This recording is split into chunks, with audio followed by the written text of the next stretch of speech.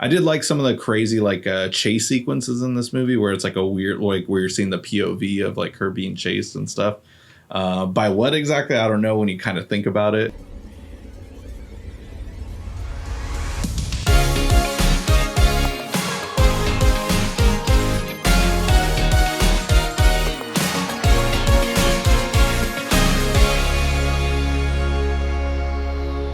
Drive-by movies you're watching. Fresh releases. My name's Blaze. And my name is James. And this week we're talking the brand new James Wan horror movie, Malignant. It's coming from me.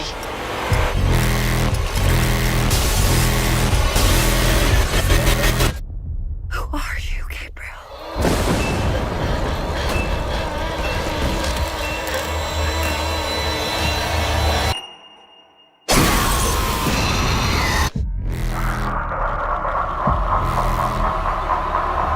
It's been a while since James Wan has come out with a horror film. His new film, Malignant, is about Madison, who's paralyzed by shocking visions of grisly murders, and her torment worsens as she discovers that these waking dreams are, in fact, terrifying realities.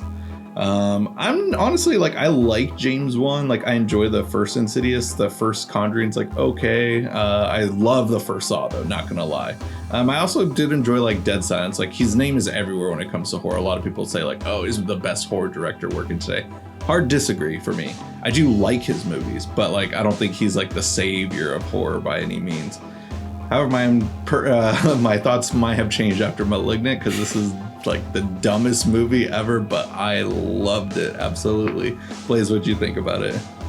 I mean, I don't like. I like that he made one for himself. It felt like, but this movie does suck. I enjoyed watching it, but this movie sucks. Like I liked watching it, but I don't like this movie. I guess that's like the easiest way to explain it. Have you ever liked watching something, but not necessarily like that? Yeah, that's how I felt about this. It's happened to me a couple of times, yeah.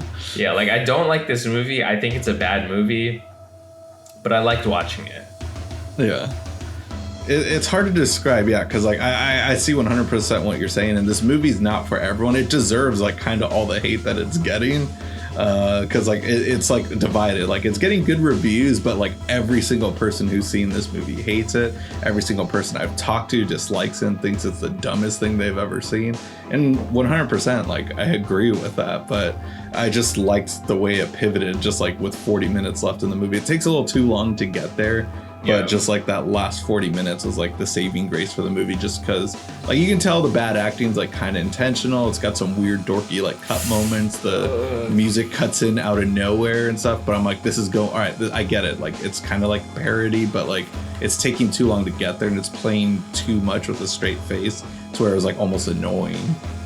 I don't know if the bad acting was intentional, as I do feel like literally every single person in this movie isn't maybe a veteran actor, which what we're used to, especially from a James Wan movie. You're kind of like expected that everyone's been in, like, even if you look at what was The Conjuring, probably his last horror movie, like there are people in that are, you know, actors like you've seen before in other movies. I feel like I didn't recognize anyone in, like, absolutely anyone in this movie, and that doesn't mean that they can't act, but maybe with the illusion of a huge Hollywood movie and you like got your big break, like maybe you take your foot off the gas a little bit if you haven't proved yourself entirely. I don't know. I just felt like, the acting wasn't anything to write home about in this movie, but I do think that there were other problems with this movie that maybe even the best actor couldn't help. All right, obviously the plot is literally the most ridiculous shit ever.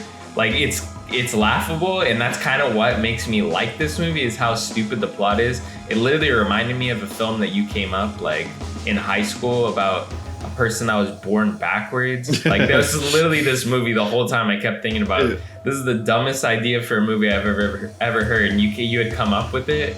And then we just saw it on, like, I feel like there's multiple movies I've seen lately that have been, like, I think Inception, or not Inception, what was the most recent Christopher Nolan movie? Oh, Tenet, yeah. Tenet, that's like he was born backwards or something. Like, everyone's trying to go for the backwards effect. It's like the stupidest idea, but it is hilarious seeing it, like, on the Hollywood stage, I have to say. And this movie definitely went there. Mm-hmm.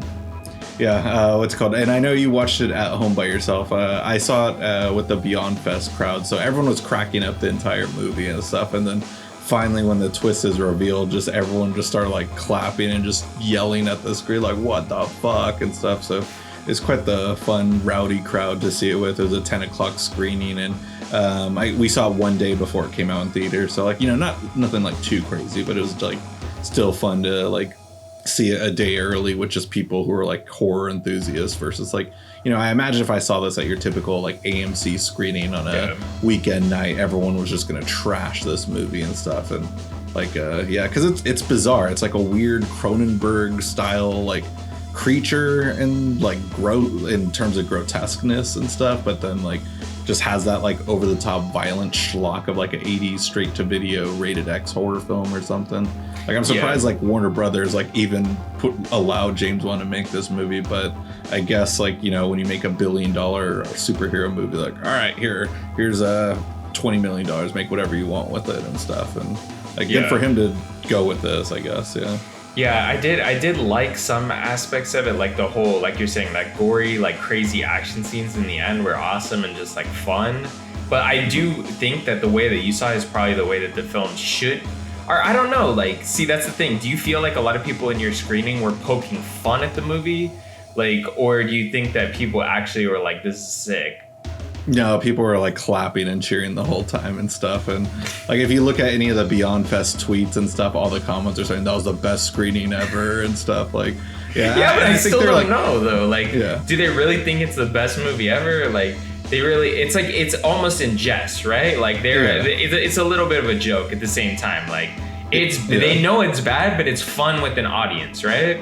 Exactly. Yeah. And that's how I feel about it. Cause like when I saw it, I was like my Letterboxd review, I gave it 3 stars that night. I was like, that was entertaining. Like I don't like think I'll ever think about that movie, but it's all I've been thinking about the whole weekend. And all I want to do now is just like smoke a big bong load with a bunch of people and just see their reactions to the climax towards the end of the movie and stuff. It's really a friends or like horror fans movie. This is like you said, if you go to AMC right now and you go see it, it's gonna suck. Like people are gonna hate it. No one's gonna be cheering. It's not gonna have that vibe. But like if you saw it at a film festival or with fans, like they would freaking love this movie, and it would make your enjoyment of the film so much better. Because at home, which is where I watched it, available on HBO Max now, sadly, like you just don't have that fun experience. That this movie is like a crowd pleaser, but you don't get that at home. You're poking at all the little things. Like one thing I had mentioned to you is like, I do feel like James Wan style movies, like his camp of like directors that he has make, you know, Annabelle 2, 3, whatever. I think like the only shining light that came out of that camp is Pony Smasher, but that's about it. I never watched any of the movies, but I think his name's David Sandberg, but I never watched any of the films that he did there, but I think I can appreciate his work, even though I haven't maybe seen all of his movies or anything. But yeah, like the other stuff seems like almost like this weird, like straight to video type of feel. Like the films seem like they're like they have a budget, but it just doesn't. I don't know. It's like, I don't know if it's the lighting. I'm not really sure what it is. Like I cannot pinpoint it. It feels cheap. I know it's not, but it's like they skimped on, like they have no actors that you recognize in the movie, and that's not like, trust me, I'm not a snob about that. I can watch a movie with literally people you took off the street and made a film with, but I don't know why it just, you always get like just a little whiff of I'm not quite sure. And this was the only James Wan movie that he's actually directed where I got that vibe where like I'm not really like, I don't know, I just can't quite pinpoint it or really know what I'm trying to say, but it just had a vibe to it where I was like, I don't like the music choices. I don't like the look of the monster. Once you see the monster, I love the look of it, but before you see the monster and it's just like a killer, I really don't like the look of it. It's kind of lame. Like, it's just little things here and there just adding up to me just not quite really willing to believe in this. And I know the story's crazy, like, yeah, I shouldn't like believe that, but just believe in the fact that this is a movie that I'm watching or something, you know? Right. I definitely see where you're coming from and stuff with because like definitely like I see it with the spin-off movies and the Conjuring franchise. Yeah, and this movie kind of has more of a look like that. Like it was actually weird because like The Conjuring, I remember just looked a lot more like professional compared to his other films. Yeah. Like this kind of had more of like a dead silence look to it. I did like some of the crazy like chase sequences in this movie where it's like a weird, like where you're seeing the POV of like her being chased and stuff. By what exactly, I don't know when you kind of think about it and stuff, because yeah, like those sequences are kind of cool, and those kind of had a more Conjuring feel. But like, because I remember The Conjuring was like his kind of first horror film that actually had like 20 million for a horror film is kind of a lot, surprisingly. But like I remember his previous movies like Insidious and Saw, those were made with like very small budgets and stuff, and those ones those are really cheap looking, as well as Dead Silence too. But yeah, like I definitely know what you mean. These kind of feels like more that spin-off look that we're used to seeing, I'd say. Like The Nun or freaking Annabelle 3 or the Annabelle prequel, like they all just feel like, I never even watched them because they just felt cheap even before going to the theater. Like I felt like The Conjuring actually has like you watch it and you don't feel like it's cheap. Like you feel like it has a real budget, like the production design is awesome. Like these, I feel like the production design looks good until you start like realizing that it almost just feels like cardboard cutouts or something. Like I know it's not, but it feels cheap. Like you could blow and the freaking like some of the stuff would fall on set or something, you know? Well, I mean, you did see how cheap that attic was. The fact that it like just takes one step and then falls through 2 floors. I was dying laughing. I was like, what the hell? Yeah. I did appreciate, like, I like that the twist, like, I kind of saw the twist coming that she was going to be involved. I just never for a second thought that, like, you know, it was going to be conjoined twins since birth and stuff. And yeah, like that. I mean, sorry for spoiling if you haven't seen it and stuff, but like, yeah, I mean, you either, if you were going to see, you would have seen it by now before you watched our review, I feel like. Yeah, and that's one thing about like this movie. I did feel like until shit hits the fan, when shit hits the fan, that's when it gets good. But there's just so many exposition dumps before shit hits the fan, and there are exposition dumps that lead to the next exposition dump. Yeah. Because the characters still are trying to figure out what's going on, and like, oh, and then this means that, and then like another scene happens, and then go back to the exposition dumps where the cops tell you another freaking 20 minutes of exposition, and then you're like, okay, like that was just like kind of boring. I'm like, dude, this is just like the worst storytelling ever. Like we just keep having people explaining shit to the viewer for like 20 minutes. I understand that you need to like dump the exposition, I guess, but I feel like there were better ways to do that. Like it just seemed boring. And then when shit hits a fan, it's like, dude, you could have just shown this. You didn't even need the exposition dumps. They didn't accomplish anything. Like when shit hits a fan, that's when it gets good. Yeah, like that's also like some of the stuff that like kind of made this movie drag at times and stuff, because it is overly long for a horror film. Movie like this you would think would have been told within 90 minutes or 100 minutes tops, but no, it's just barely under 2 hours and stuff. But like I said though, like I found it saving grace to be in those last 40 minutes. Like if you're expecting a Conjuring movie, you're gonna get that the first 40 minutes, but definitely don't go into this movie expecting it and stuff, just because you're gonna get something just so bizarre. And like hats off to Warner Brothers for putting this movie out, just because it feels too weird of a mainstream movie to be in theaters right now. Yeah, honestly, I can't imagine what the studio notes were, because the way this film ended up being, I'm just like, did they give any notes or did they just give up? Like they're just like, dude, he's just gonna make whatever. Like, just let him do it. Just let him make the fucking movie. It sucks, but like my career is fucking over. But just let him make the movie. He's gonna make Aquaman 2 someday or something. I don't know if Aquaman 2 already came out, but yeah. Anyways, it's on its way. I feel like it happened.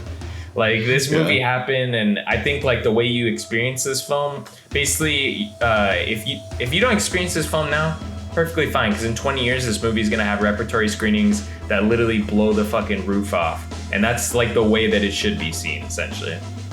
Yeah, I assume that's what James Wan was hoping for. I don't think any of his movies make that fun midnight screening. Like I'd see Saw at midnight, but it's still not really a fun movie, and this is it. So like, kudos to that.